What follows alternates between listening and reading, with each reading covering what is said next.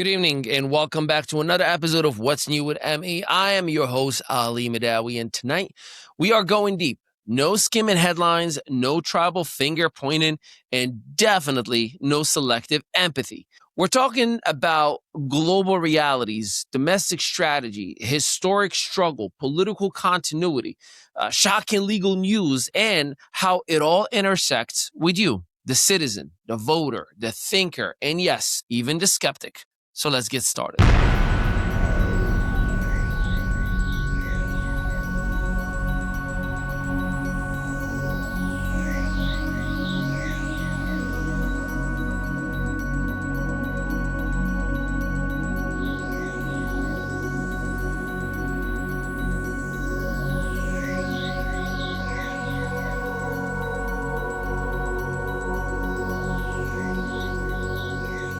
First, Iran protests and selective silences. See, the streets of Iran continue to churn with protests. Tens of thousands of people pushing back against economic collapse, against repression, and systemic denial of basic human rights. We're seeing hundreds of deaths, widespread internet blackouts, and a regime determined to stifle dissent. This isn't a snapshot, it's a movement. And in a world obsessed with trending topics, let me be clear, this is a human struggle before it is a political one. And when you start seeing people pick and choose when to care, that tells you far more about the state of our public discourse than any tweet threads ever could. Because activism isn't about the loudest megaphone, it's about the clearest conscience. Next, ICE shooting. Wait for the facts, not for the FOMO. So let's talk about a deeply troubling incident right here at home. The ICE shooting in Minneapolis that resulted in the death of Renee Good. Here's what we know. A life was taken. There's video footage. Federal agencies are involved, and the Senate is debating what is law. Here's what we don't have yet. A full set of verified facts, public evidence, and a clear legal conclusion. So here's my point. And I say this with empathy for the victim and for her family as well. We cannot build justice on outrage masqueraded as truth. Rushing to judgment does not serve accountability. It serves narratives. And real accountability requires patience and pressure, not shortcuts. Mississippi synagogue fire. History as a warning. So let's go to Jackson, Mississippi, where a historic synagogue was set on fire. This isn't random vandalism. This is an attack on memory and community. This synagogue was targeted in the 60s by the KKK because of a rabbi stood with civil rights movements. Now, decades later, its doors have been damaged by arson again. 2 Torah scrolls destroyed and others damaged, and faith left to pick the pieces once more. This isn't just breaking news. This is history reminding us that hate does not age out. Communities rebuild, but memories remain and warnings echo. Venezuela, let's get real about this one. So let's move on to something that everyone seems to get wrong, especially when they talk about Venezuela. Here's the truth. It's not primarily about drugs. It is not primarily about terror. It is not primarily about oil. At least not the way most people think of it. What people miss is simply this. Venezuela sits on the largest oil reserve on Earth, over 300 billion barrels worth about $17 trillion. But here is the twist. The United States does not need that oil, at least not the way the media is selling the story. China does. China buys nearly 90% of Venezuela's crude and huge shares of Iran's and Russia's. Those energy streams are the lifeblood of Beijing's global strategy, and Trump understood something most leaders completely ignore.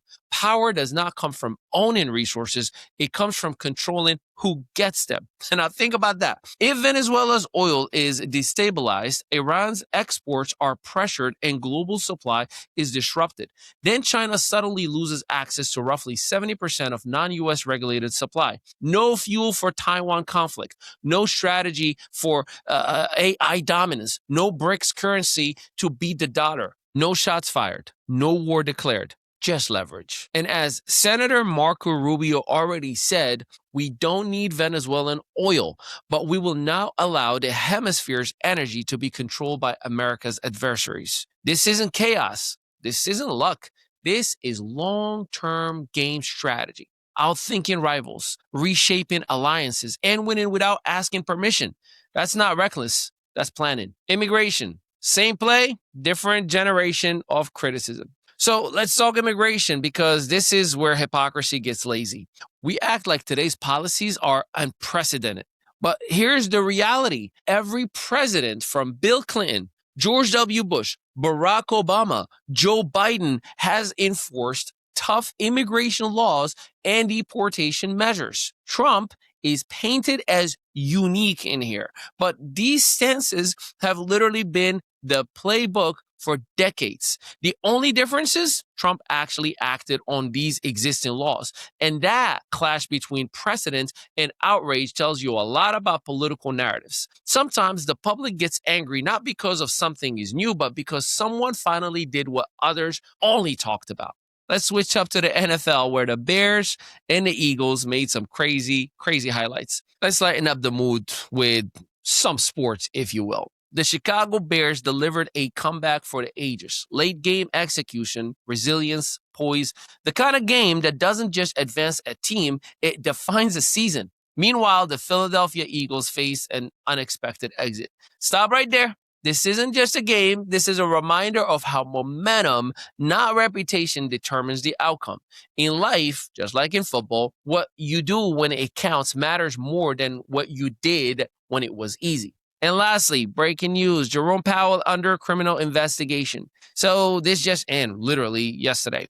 Federal prosecutors have opened a criminal investigation into Federal Reserve Chair Jerome Powell. The probe focuses on Powell's testimony to Congress about the Fed's $2.5 billion renovation of its Washington headquarters and whether he was truthful. But here's the twist. Powell, who was appointed by President Trump and reappointed by President Biden, says it's not about renovation oversight.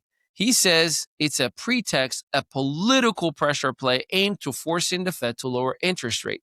Let that sink in for a sec. This is not a routine oversight. This is a dramatic escalation involving grand jury subpoenas, potential indictment threats, and a central figure whose decision impacts markets, mortgages, jobs, and the cost of living in your neighborhood. This story is not going anywhere anytime soon. Lastly, the digital vigilante moments. Before we close, I want to get real with you. We live in an age of digital vigilantes, people who think a hashtag equals change, a profile pic equals solidarity, blocking traffic is activism, calling out cops online is impact. Let me tell you something with full clarity. That is not change. That is chaos dressed as virtue. Bitching about the problem online, that's just an echo chamber. Real change happens in school boards, in city councils, in local government, in state legislators, in changing the law itself. Change is boring, incremental, slow, frustrating, but it's real. If all you do is complain and never step into the arena where laws are actually written, you don't want change. You want attention. You want Google Gaga, lollipop, and make me feel better about myself. And attention fixes nothing. So in closing, here's what I want you to take away from today. Iran, ICE, Mississippi, Venezuela, immigration policy, NFL reality checks, and the Fed's independence on the line. Different issues, one underlining theme. Truth matters more than trends. Action matters more than outrage. Anyone can scream online. Few will show up where it actually counts. That's what's new with ME today. I'm Ali Mehdaoui. Stay sharp, stay skeptical, and most importantly, stay engaged where it actually matters. Good night. Still marketing your business like it's the Yellow Pages era? Welcome to ME Studios, where local solopreneurs and small business owners catch up with the digital world and take over it. We help you go from invisible to undeniable. Featured on Spotify, iHeartRadio, Audible, Apple Podcasts, and Amazon Music. Plus, gain press exposure in over 100 to 300 major media outlets like Fox, ABC, CBS, NBC, and the CW. Right here in Eatontown, New Jersey, just steps away from the soon-to-be Netflix studios, our multi-unit facility is built for creators, entrepreneurs, and visionaries. Stop marketing like it's 1995. Start building your digital authority today with a team that gets it.